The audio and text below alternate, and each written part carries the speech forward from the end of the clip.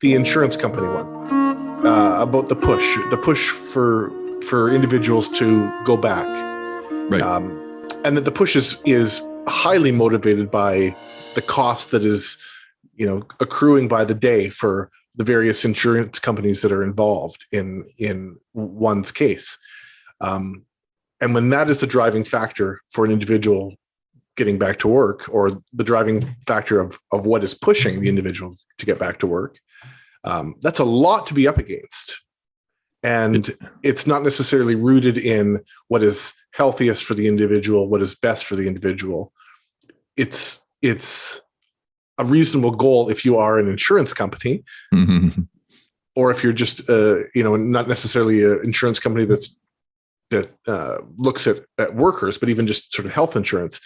We want to get people back to where they were and into the functional ability that they once had, regardless of where they're working. But we want to bring it back to the individual a little bit. So the question is how to fight against that a little bit, and how to create some balance, maybe. Yeah. There's definitely, we know that some insurance companies actually get bonuses for getting workers back earlier. Mm-hmm. I think there's a couple things that we should start with. One is for pharmacists, dentists.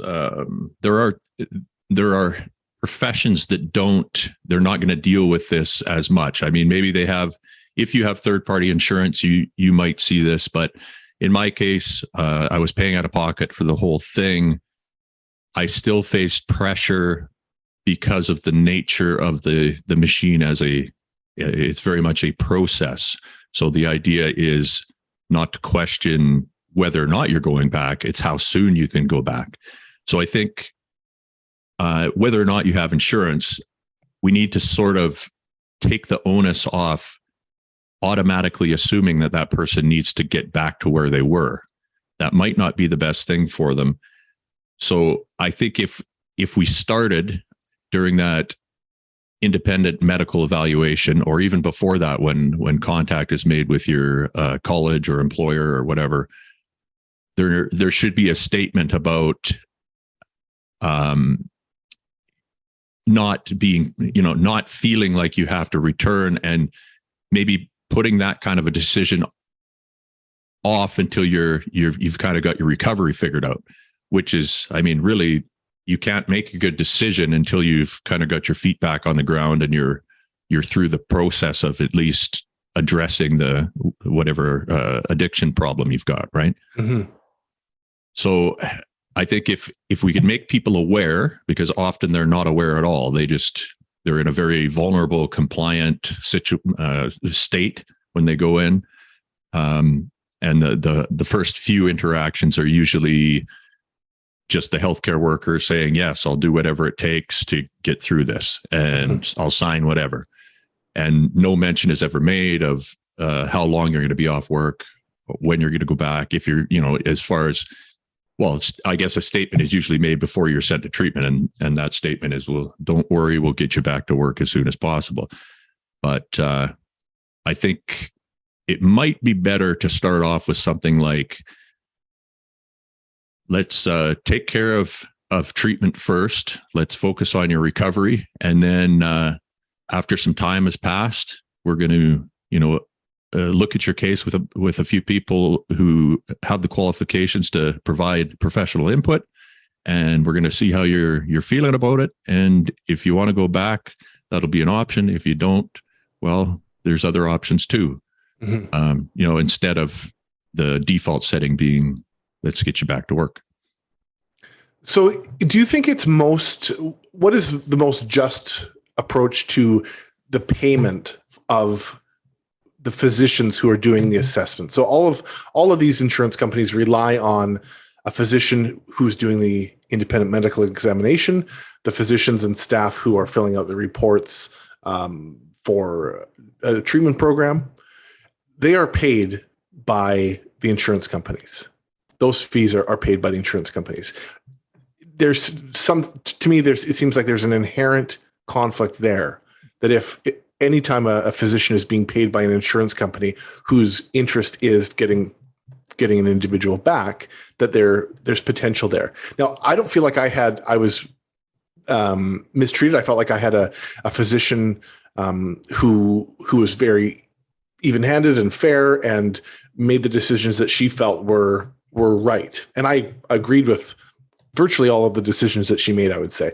Mm-hmm. But there seems to be just an issue there. If the insurance company is paying a physician to then make the decision about someone going back to work. So now that's costly. We're talking about I think you've said it before, Nathan, about $1,500 for an independent medical examination. Yeah, it's somewhere around there since the last time I checked, depending on doctor to doctor. It's a lot to ask a nurse or someone who's now off work to pay out of pocket. But is there an alternative, maybe? Well, you bring up the insurance company issue. There's the way the system is set up, I think it does a disservice to the physician and the patient, because honestly, I don't think that, I mean, they might have the paperwork. They might say that they spent a certain amount of time, looking at your, whatever they require, like the DSM-5 reports. There's different assessments they use. They take your vitals, all this type of stuff. But to provide a real assessment by somebody who's an expert at it and is not just in it to be a production facility, because I understand why doctors kind of get into that. They want to push patients through fast because the fees are so low for, what they're getting from the government to do that procedure. Actually, in the whole field of addiction, we're not paying those physicians enough. Mm-hmm. So what happens is it puts pressure on them to process more patients faster to try and, battle off their overhead and the fees associated with everything. Mm-hmm. And that's a big initial problem to start with, because you're putting a physician in a position where they're basically going to have to choose between proper patient care and paying the bills. Mm-hmm. So there's that. And then there's extreme ends of either end of that spectrum, where you've got, like, I think there's a physician up north who was caught doing they figured he would have had to have been awake for 14 days straight or something to process the number of methadone patients that were seen in his clinic. Or, there's this push to turn it into a full-scale production facility. But there's also a few physicians out there who are willing to make less just to do a better job. So I think it probably, from that respect, if we're just going to talk about the IME there, I think if the government paid those physicians a little more money, maybe, I don't know how much more it would take, but it would bring up the level of talent, and it would give people a reason. It would give physicians a reason to justify the time they're spending with patients. And an assessment, a proper assessment like that is, it requires time, and you need certain certifications. I would like to see kind of, I think there's, the way it's set up now, there could be, better requirements than are currently available. But so that's one thing. And then maybe, we wouldn't see the like, we know there's a problem with conflicts of interest in physicians. Well, they're starting to crack down on this finally, but we see physicians who would be part owners of monitoring companies, and then there's another incentive for them to, instead of saying, well, you know what, you're kind of on the line here, I think maybe we're not going to send you to treatment. We're going to try and tackle this out, as an outpatient. We're just going to take some time off work. Here's what I suggest you do. So they're not put in a monitoring contract, and there goes a whole bunch of money. Mm-hmm. Whereas if that physician has any vested interest in a monitoring company, then they're going to want to, it's going to be, that's a lot of money I'm throwing away if they don't send you to treatment, right? Yeah. And then there's the rumors of the actual kickbacks from facilities that And this is something I've heard from numerous people, but I have no evidence to suggest that it's actually happening. So I've been told that some facilities have offered physicians money to actually send them patients. If that's happening, that's a, I hope it's not happening, but that would be the extreme end of that. Mm-hmm. I was thinking back to my first, because I had several independent medical examinations, 3, but the first one, the one that was ultimately the decision on what kind of treatment I would be receiving, the physician ended up saying that I would be that either inpatient treatment in Ontario or outpatient treatment from home were equally reasonable options. I think something like that was the way she worded it. And so when I read that document, I thought, okay, well, there's an open door there for me to do outpatient treatment, to stay home. And that decision ultimately fell on the insurance company. And it was an individual I had met over the phone, I think maybe twice before. And he was nice to me. We had a reasonable relationship over the phone. And he ultimately said, you know what, Corey, I think you'd be fine to do outpatient, which met my needs just fine. But yeah. I also know that was saving the insurance company like a phenomenal amount of money by agreeing to. That's $40,000. Yeah. Yeah. So again, and I think it worked out really well. It was a program that worked for me, and I know that you and I both know other individuals that it has worked nicely for. So I don't say that with any kind of tone of complaining, but no, it's just interesting that decision fell on someone who I'd only talked to twice over the phone, who was working directly now for the insurance company, who had a supervisor who has had conversations with him about making sure that you're keeping costs down for the company, so to speak. And there seems like there's a problem there. That's a big problem. I didn't know that, Corey. That's I don't understand how that's possible. Mm-hmm. I mean, these people have no medical training. What on earth would, even if the physician left it as both, it left that question open. Yeah, that's a real strange one, because you look at the opposite of that, and that could be a big problem for sure, right? Yeah. People. Sorry, go ahead. Well, say the question is about being sent to one of the treatment centers that's actually somewhat beneficial, and that opportunity is taken away from the individual to save money, then that's a problem. Totally. Yeah. Totally. And I think the fact that for me, it was like, I had my own life interests in mind, my family in mind, my son. So it did work for me, but if it hadn't, it was someone who didn't know me who was making that decision. Now, just to go back to what you said, it was, I know for a fact, it was someone who was a nurse who then ended up working for the insurance company. Oh, so they did know something. They did know something, and I think him and I related to each other a little bit, and maybe that was to my benefit. But most likely, yeah. If you can make an actual human connection with some of the people who are involved, and it's hard to. At first, it seems like everything's okay, and that when you go in and you're completely ignorant of the machine, you're like, okay, I'm gonna get some help here, and you're willing to open up to everybody, and you want to talk to everybody. And then once you realize what's happening after that, it's very difficult to still find the humanity and be kind to people who are a part of the process, because you're like, okay, who's screwing me next? Right.